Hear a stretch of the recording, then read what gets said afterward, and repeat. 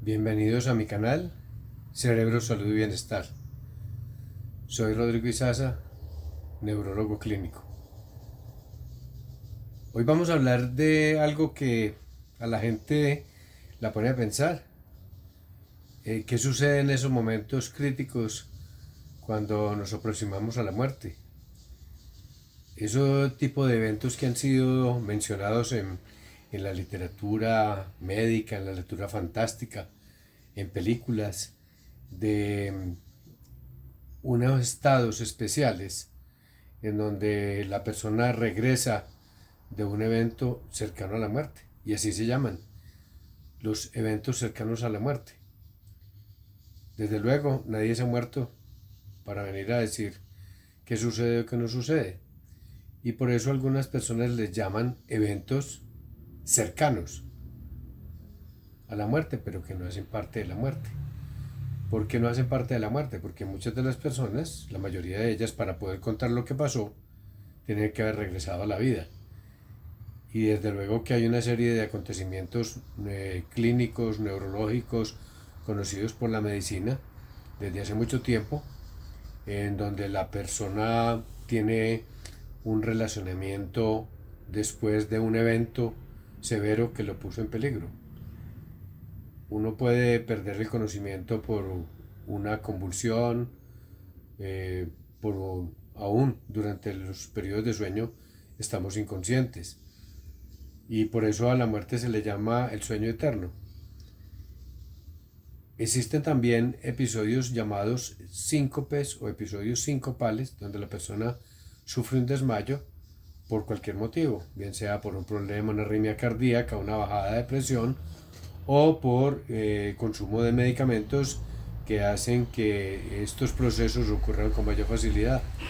Desde luego que es importante entonces tener en cuenta que los episodios cercanos a la muerte han sido mencionados, como les dije, por muchas personas.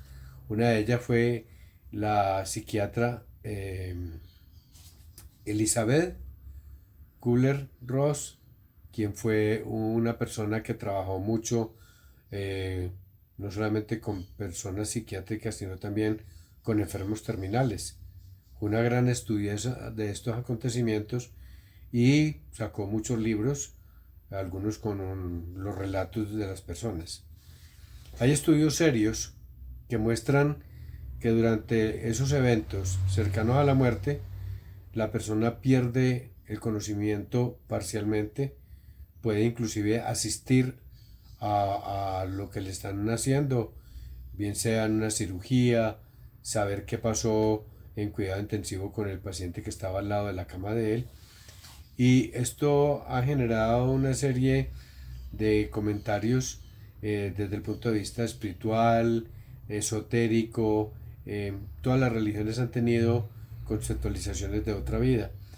Y lo que sí está muy claro es que hay un fenómeno que se llama tanatosis que ocurre en animales, inclusive un cucarrón, un insecto, eh, entre comillas, se hace el muerto ante la presencia de un peligro como una araña.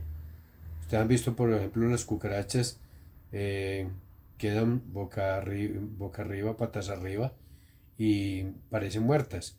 Sin embargo, en la primera oportunidad aprovechan y salen huyendo cuando las volteamos o las asistimos por cualquier motivo, bien sea para botarlas. Ese fenómeno de tanatosis se ha descubierto también en personas después de un accidente, en momentos de mucha crisis, en asaltos, amenaza e intento de homicidio, intento de violación, estrés severo, donde no solamente hay parálisis, sino también que la persona entra en un estado alucinatorio que puede recordar mucho de lo que le sucedió.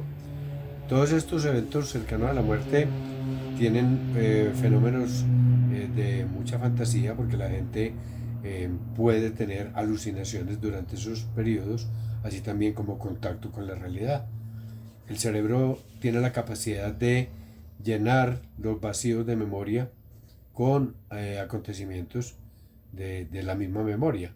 Nosotros tenemos una memoria autobiográfica, que es la que nos dice a nosotros qué nos pasó a nosotros en un momento determinado de la vida. ¿Por qué es importante estos eventos cercanos a la muerte? Porque están siendo estudiados con mucho detenimiento. Inclusive los pacientes migrañosos pueden tener lo que llama autoscopia, un desdoblamiento corporal semejante a lo que dicen los orientales con el cordón de plata. Se sienten como si estuvieran viajando. El paciente migrañoso puede verse desde arriba vomitando y estar al lado. Esa zona que se afecta es una zona ya muy reconocida, de una zona de percepción visual y corporal y sensorial también, de modo que no es de extrañar. También conocemos que pueden ser causados por fármacos. Muchos de los fármacos utilizados en anestesia y en este momento utilizados también como drogas psicodélicas pueden dar un fenómeno muy parecido, alucinatorio. La psilocibina, que es una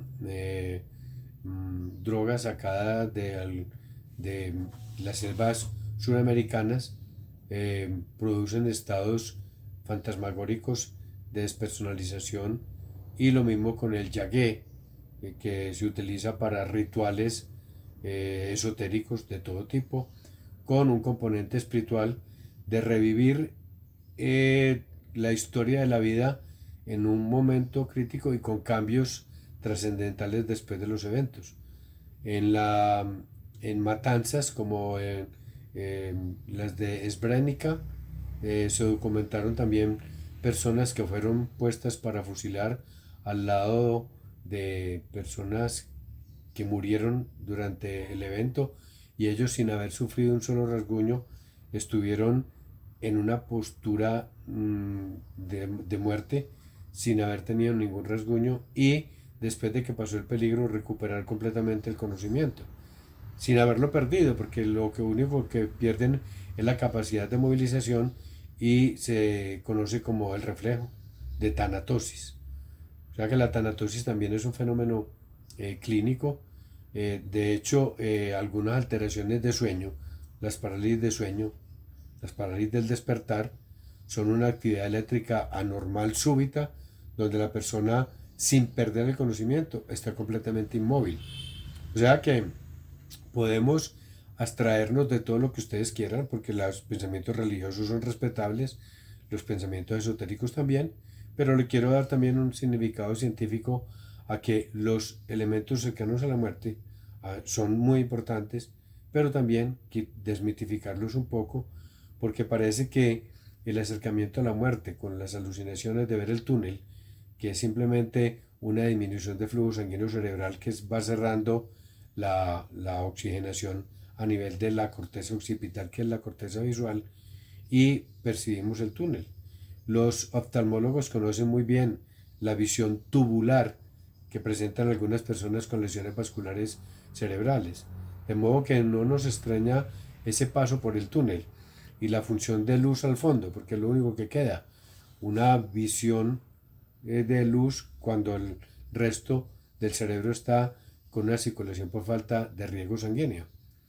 Las alucinaciones presentes en los estados cercanos a la muerte son muy comunes, y parece que fuera un mecanismo de defensa cerebral para disminuir el estrés desencadenado por el proceso.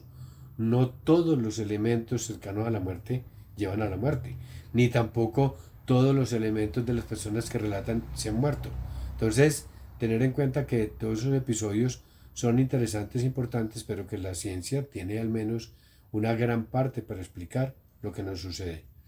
Soy Rodrigo Isaza Bermúdez, neurólogo clínico. Los invito a leer mi libro Más allá del cerebro. Lo pueden comprar en Amazon Kindle y en Colombia al 305-2500-287. Los espero de nuevo en mi canal para que hablemos de temas interesantes, científicos y de actualidad.